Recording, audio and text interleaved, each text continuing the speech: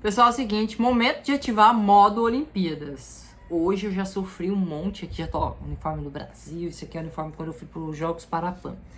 Já sofri um monte hoje com handball de manhã. Pra quem não sabe, antes de ser ciclista, eu joguei handball 12 anos. Dos meus 12 anos de idade até os meus 24 anos de idade, eu joguei handball e depois eu passei pro ciclismo, comecei a praticar ciclismo com 25 anos e aí já entrei na elite, já entrei no profissional e passei a viver só disso e aqui estou eu hoje. Bom, pessoal, vamos lá. Vou falar pra vocês, trazer pra vocês aqui todo o panorama do que vem por aí nos Jogos Olímpicos de Paris. Eu vou dividir esse vídeo em duas partes. Primeiro eu vou falar, na verdade esse vídeo vai ter várias partes, mas vai ter outro vídeo que vai ser a continuação desse para que eu possa falar especificamente do mountain bike, porque se eu for abordar tudo que eu quero abordar, uma análise do percurso, uma análise dos favoritos de acordo com o percurso e as seleções e esse vídeo vai ficar muito extenso. Na verdade seria legal até se a gente fizesse uma live, sabe, vocês comentando e eu respondendo. Eu fico só imaginando isso daí, porque seria muito legal essa troca de energia. Só que não consigo encaixar um horário ainda, enfim, vamos lá.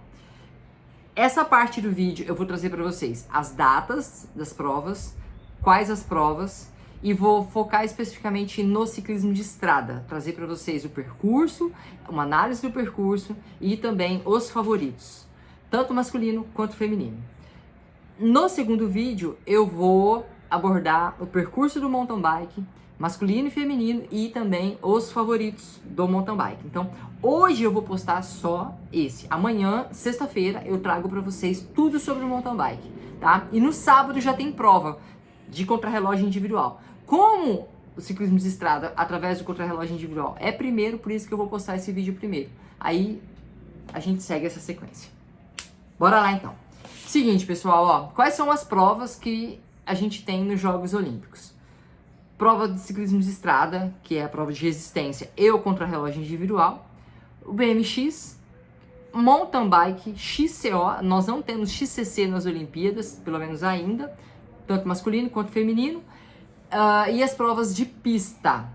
As provas de pista que acontecem dentro de um velódromo de 250 metros, e aí tem prova de velocidade e prova de fundo. Se você quiser saber mais sobre as provas de pista, fala pra mim. Se tiver bastante comentário, aí eu vou trazer também os resumos das provas de pista pra vocês, que é bem legal, muito bacana. Eu sou viciada no ciclismo, né? Então, sou suspeita a falar o que é legal e o que é chato. Pra mim, tudo é muito legal. E, vamos lá.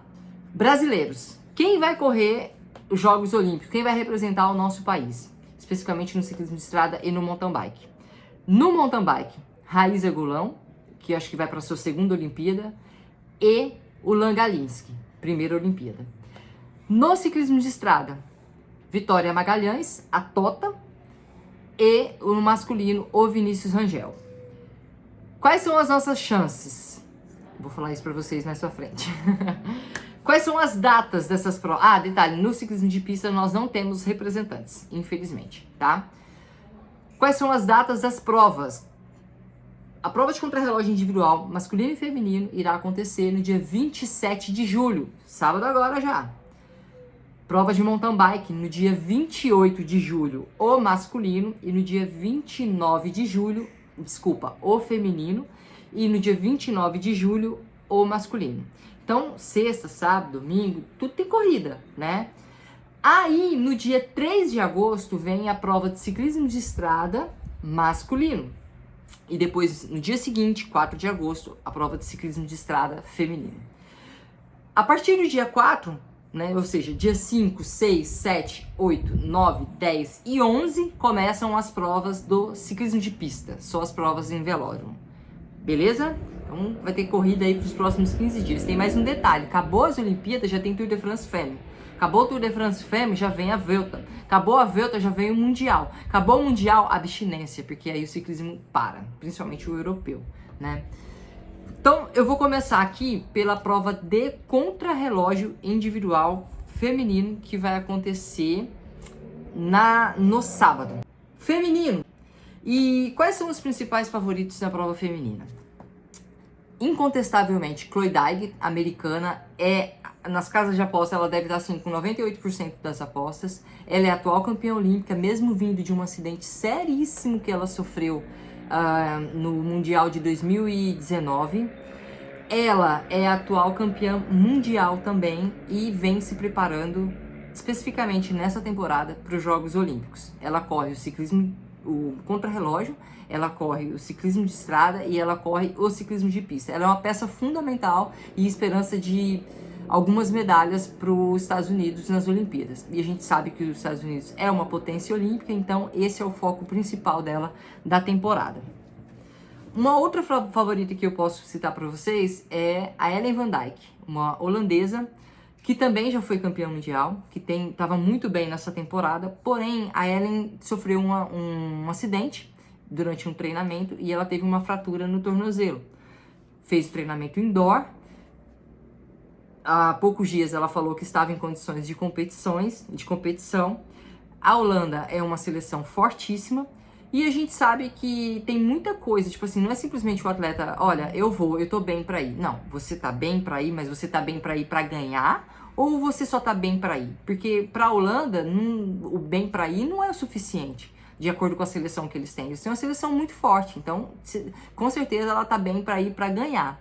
Mesmo ela estando na melhor forma da vida dela, sem nenhum tipo de acidente, ia ser um jogo duríssimo ela vencer a Chloe Daggett, né? Ainda passou por esse acidente, torna ainda mais difícil ela bater a Chloe. Mas é uma pata poderosa. Inclusive, na temporada de clássicas, ela tava assim, carregando, era o motorzão da Lidl-Trek, né? Então, com certeza, ela vem ali pra bater de frente com a Chloe por essa medalha de ouro. A gente também tem a australiana Gracie Brown, que é uma excelente contrarrelogista, E correndo por fora ali, digamos que a gente tem no feminino Demi Vollering, Borghini, Kopeck, né? São alguns nomes que a gente vai ouvir figurar ali no top 5 do contrarrelógio feminino. E no masculino? No masculino tem uma disputa basicamente com 4 nomes que são assim bem favoritos. Quais são esses nomes, Cris? No contrarrelógio masculino que tem 33 quilômetros, basicamente plano, tanto o percurso masculino quanto feminino é bem plano. De acordo com esse percurso, a gente tem como favorito no masculino Remco Evenepoel, o atual campeão do mundo de contrarrelógio. Filippo Ganna, atual vice-campeão do mundo de contrarrelógio, recordista da hora, já foi campeão do mundo de contrarrelógio também. Joshua, britânico, foi pódio no ano passado de contrarrelógio. Super jovem esse atleta, inclusive, ele é atleta da Ineos. Campeão europeu. E o campeão europeu também, estagiário, me chamou aqui agora. Tô quase convencendo a Vivi pra vir fazer esses vídeos de corrida comigo. Hoje ela coçou. Eu falei assim, e aí, Vivi, vamos fazer o vídeo comigo de corrida? Porque a gente fica conversando, né, sobre a prova, os favoritos e tal. E aí eu falei, Vivi, vamos fazer o vídeo comigo? Ela deu uma coçada, ela deu uma pensada, assim. Eu acho que eu vou conseguir trazer ela aqui nas Olimpíadas. Vamos ver. O outro favorito, né, pra completar o quarteto, que é favorito, assim, disparado pra essa prova de contrarrelógio no sábado, Wout van Aert. Dentre tudo isso, a grande questão que deixa a prova mais igual é principalmente o fato do Remco Evenepoel estar vindo do Tour de France. Menos de uma semana, né, depois do término do Tour de France, ele e o Wout já estará atuando nessa prova de contrarrelógio das Olimpíadas. Cris, qual que é a diferença? A diferença são duas principais. E na verdade, são 3 diferenças principais. A primeira é que o Remco pode estar com uma bela de uma fadiga nas pernas, o que pode comprometer o seu desempenho no contrarrelógio das Olimpíadas. A segunda é que Joshua e o Filippo Ganna estavam treinando especificamente para essa prova, né? E o Remco, mesmo estando numa forma física excelente nas Olimpíadas, pode vir com fadiga. Aí vocês podem me questionar a seguinte questão, mas Cris, o Wout van Aert também estava no Tour de France e você está colocando ele como um dos favoritos. Qual que é a diferença entre o Wout e o Remco? A diferença é que o Remco disputou o Tour de France até o último metro, porque ele queria ganhar aquele contrarrelógio da última etapa, mesmo tendo uma bela cronoescalada na primeira parte. E o Wout, ele foi primordialmente para o Tour de France para se preparar para as Olimpíadas. Tanto que o contrarrelógio, ele só largou para completar. Ele não disputou, ele nem cogitou a possibilidade de fazer um contrarrelógio full ali, porque ele já estava dando a soltada dele pensando nos Jogos Olímpicos. Que inclusive o Wout van Aert se apresentou ontem ou hoje em Paris, treinando com uma bike assim, bem diferentona. O que tem de principal diferença nessa roda do Wout? Roda fechada na frente e atrás. É proibido? Não. É liberado? É liberado. A UCI permite que se use no contrarrelógio, assim como na perseguição individual ou perseguição por equipe, ou uma prova do quilômetro, ou uma prova de velocidade no velódromo. Essas provas todas você pode usar roda fechada na frente e atrás. Tudo isso para que a bicicleta se torne ainda mais aerodinâmica. Pouco se usa a roda fechada na frente por questão de equilíbrio, né? Tanto que antigamente se usava muito roda na frente, a roda dianteira, 3 ou 4 pás, que a gente fala, que é a roda só com, não é raiada, né? São pás mesmo. E o Wout está cogitando a possibilidade de fazer o contrarrelógio em Paris com roda na frente, fechada na frente e atrás. Com certeza também isso não é no achismo, né, pessoal? Porque a gente está falando de um candidato a um pódio. Pelo menos, se ele talvez não tenha, devido à queda que ele teve no primeiro semestre e todos os problemas e tempo de recuperação, ele não esteja no ápice da melhor forma física da vida dele, ainda assim ele continua sendo um favorito para estar entre os 3 no pódio. E aí, se ele optar por ir com essa roda, vai ser bem legal, porque eu nunca vi um ciclista fazendo contrarrelógio usando roda fechada na frente e atrás. E também, com certeza, se ele tomar essa decisão, é porque foi muito testado antes. Tá, então esse é o panorama das provas de contrarrelógio. Agora esse vídeo vai ficar um pouquinho longo, aguenta aí, gente, que eu quero discutir esses pontos com vocês. Prova de ciclismo de estrada. Talvez esse vídeo fique ainda mais longo, porque no ciclismo de estrada a gente tem um leque muito maior. Vamos lá então, vou passar agora aqui, ó. Vou abordar primeiro a prova feminina, que vai ser composta por 158 quilômetros no Tour de France e mais ou menos ali uns 1.800 metros de subida acumulada.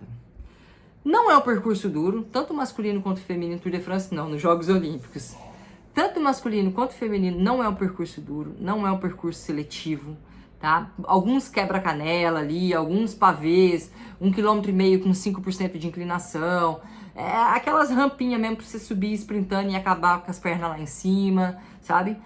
Tanto que não é um percurso duro, que a poderosíssima seleção da Holanda feminina vai toda e declarou abertamente e antecipadamente que vai toda por Lorena Wirbes, que é a principal sprinter do mundo hoje. Então, já tá declarado. No feminino, quais são os favoritos para o feminino, para a prova de estrada, diante desse percurso que a gente tem?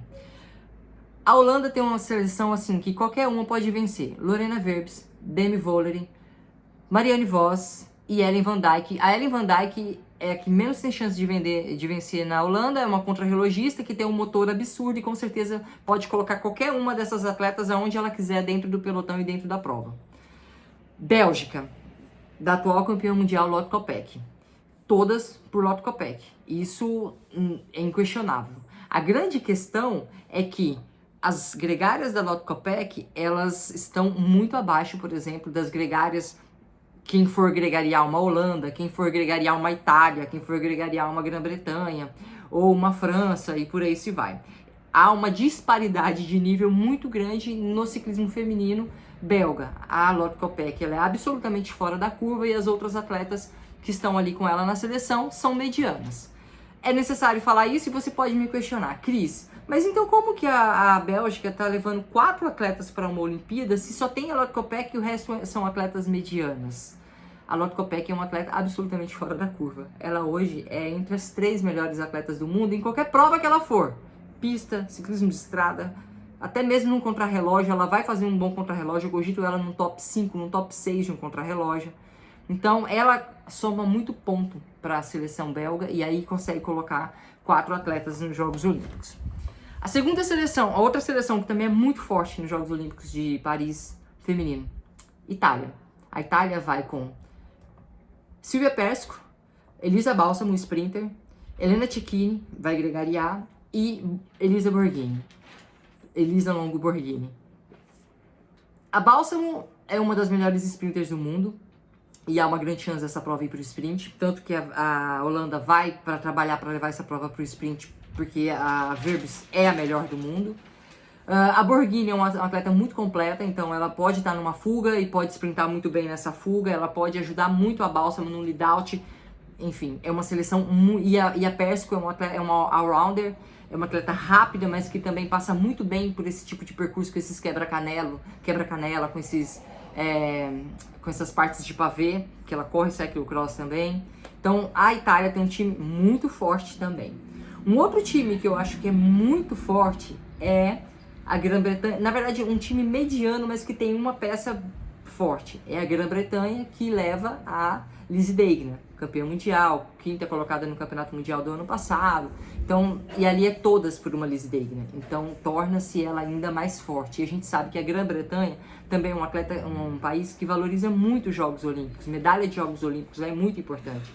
Então, com certeza, isso daí, ela está se preparando especificamente para isso. Aí a gente tem também o time da Suíça, que é com a Lise Scheb, que no ano passado ela deu um show no Campeonato Mundial. É uma atleta muito forte. E a gente também ali vai ter outros nomes, como por exemplo a Nevodoman pela Polônia, a Gracie Brown também, que é uma atleta muito forte na estrada. Eu cogito também a Liane Lippert da Alemanha, é uma atleta forte para esse tipo de percurso. A Alison Jackson e a Olivia Baril do Canadá, é uma atleta muito forte. Chloe Dygert pelos Estados Unidos, junto com a Kirsten Faulkner, também é uma atleta, também é uma seleção que, apesar de estar limitada em número, sabe correr muito bem, são atletas que vão andar bem naquele tipo de percurso. Teria Ashley Moman pela África do Sul, mas ela sofreu um acidente e não estará nos Jogos Olímpicos. Esse é mais ou menos o panorama do feminino. Eu acho muito difícil Kopeck, Lorena Verbs e Borghini não estarem. A Borghini é a aposta mais assim, incerta. Mas eu acho que a Kopeck e a Lorena Verbs são nomes quase certos no pódio. Isso fisicamente. Só que a gente tem que entender o seguinte. Isso é uma observação muito importante que eu vou trazer aqui para vocês. Esse ano, Jogos Olímpicos masculinos, Jogos Olímpicos de Paris, tem uma igualdade de números. Então, o pelotão masculino vai ter a mesma quantidade de ciclistas do pelotão feminino. Só que tem um detalhe. No feminino, a temporada toda, elas correm em 6 atletas nas equipes. Até no Campeonato Mundial. Nas Olimpíadas, são 4. No masculino, durante a temporada toda, eles correm em 8 atletas na equipe. Nas Olimpíadas, são 4. Mais um detalhe que mexe muito com a dinâmica de corrida. Nas Olimpíadas não se usa rádio. Então todo o movimento de corrida é realizado de forma mais lenta.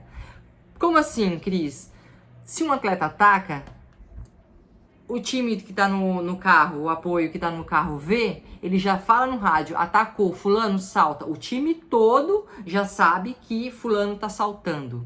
Nas Olimpíadas não tem esse comando central para aqueles atletas. Eles têm que combinar entre eles, o movimento pode se tornar mais lento, o movimento dentro do pelotão pode se tornar mais lento e às vezes incerto, porque pode ser que um ou dois atletas do mesmo país salte, e aí um tem que tirar o pé, já gastou um pouquinho, então isso muda muito a dinâmica de corrida, sem contar tempo de diferença para fuga, sem contar quem está na fuga, fica tudo à mercê da organização passar esses dados.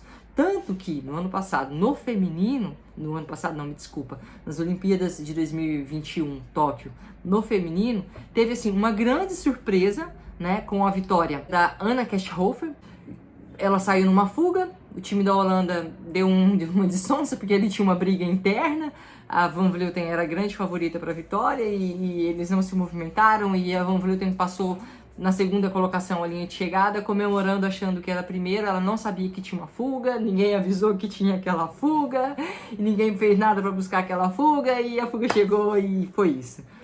No masculino, a gente teve o Carapaz vencendo, também numa fuga solitária, e Wout van Aert e Pogacar disputando o sprint, né? Se a gente for ver o Equador, Carapaz sozinho, ganhou a prova, e uma seleção poderosíssima como a da Eslovênia, como a da Bélgica, não conseguiu neutralizar aquela fuga. Por quê? Porque o número de ciclistas reduzidos interfere muito na dinâmica da corrida, sem contar a questão do rádio. Então é uma prova bem previsível dos Jogos Olímpicos, porque muita coisa muda de acordo com essas duas situações que eu passei para vocês aqui. Vamos pular para o masculino agora?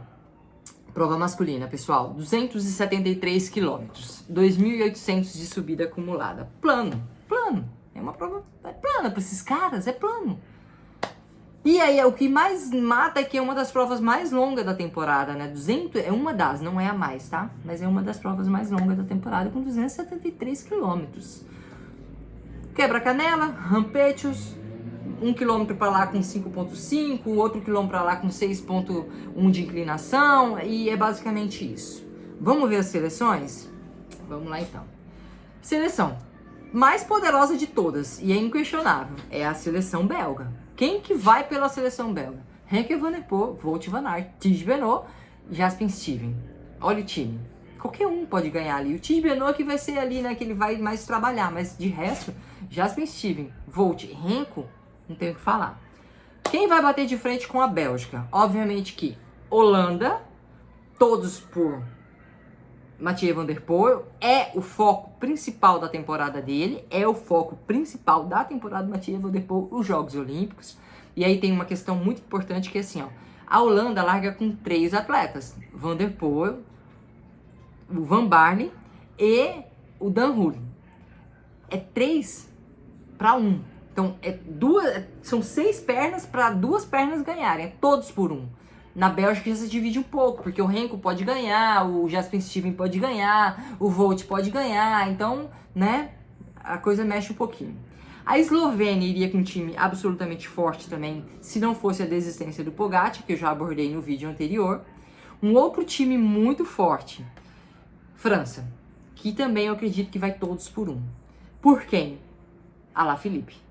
Ah, mas o Alaphilippe não tá na melhor temporada da vida dele. Entenda-se, gente, que é os Jogos Olímpicos de Paris, França. Ele é o que mais tem chance dentro do time. O governo, com certeza, fez um grande investimento pro Alaphilippe estar na melhor forma física da vida dele, dando o que ele precisar de estruturas de treinamento para que ele atinja isso nos Jogos Olímpicos. Então, ele é um grande nome. Esse ano ele já vinha demonstrando uma reação, né? Estava se mostrando melhor fisicamente em algumas provas, ganhou inclusive a etapa de Giro de Itália. E ali tem uma seleção também muito forte para trabalhar para o Alaphilippe, que é Laporte, atual campeão europeu, um baita de um gregário na Visma. Tem também o Madouas e o Kevin Valklen, que foi o vencedor da segunda etapa do Tour de France numa fuga. Lembrando que segunda etapa de Tour de France. Se todo mundo quer ganhar as últimas etapas do Tour de France porque tá acabando a chance, também todo mundo quer começar o Tour de France ganhando porque tem muita mídia em cima disso. E ele ganhou a segunda etapa do Tour de France numa fuga. Essas 3, para mim, são as seleções que mais vai brigar. Bélgica, Holanda e França. Entre si, principalmente. A Eslovênia vai comer ali por fora com Domen Novak, o Mohoric, o Tratnik e o Luka Mesek. A Espanha, não acredito muito. A Itália, mais ou menos, o Alberto Bertiol é um cara que anda bem nesse percurso de prova, mas, né, às vezes as câimbras dele não permitem. Elia Viviani e Luca Mosato. Basicamente é isso. Se eu for olhar os nomes aqui para falar para vocês, aí tem alguns nomes, né, mais esporádicos, soltos, de seleções que não são tão fortes, mas no ano retrasado, na Olimpíada passada, o Carapaz venceu pelo Equador sozinho. Então, entenda que estamos falando de uns Jogos Olímpicos e tudo pode acontecer.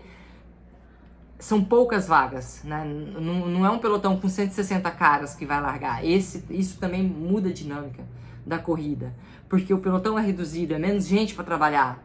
E aí, às vezes sai uma fuga com 2, 3 pessoas se ajudando lá na frente, lá atrás fica aquela politicagem, não dá tempo de pegar no final. Quem eu acho que vai vencer no masculino? Cara, pra tirar essa vitória do Van der Poel, apesar que eu acho que o Van der Poel não demonstrou, eu acho que eu esperava mais o Van der Poel no Tour de France, principalmente nas etapas que iam pra fuga, ele não conseguia sair em fuga, simplesmente, né? Mas ele vai estar muito forte ali.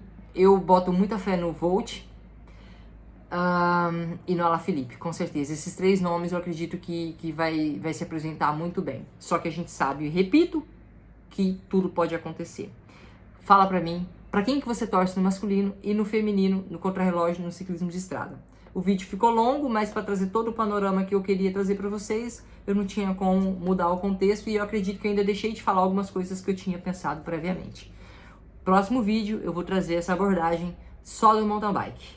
Até! Tchau, tchau!